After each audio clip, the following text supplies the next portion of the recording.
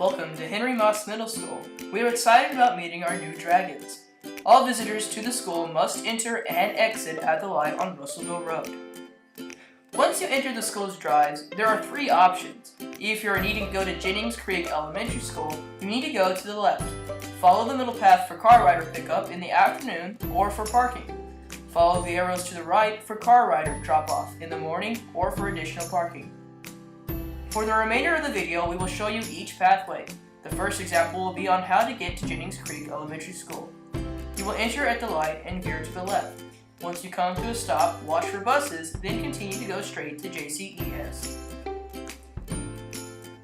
The next option is for car rider pickup or for parking to enter the school. As you can see, to pick up your student, all vehicles need to snake through the parking lot. Again, all visitors must enter and exit at the light. Please do not exit to the right, that is for buses only. Enter at the light and go through to the center drive. Follow the path through the parking lot, then continue to the cafeteria doors. If you're needing to park to enter the building, snake through and find a parking spot.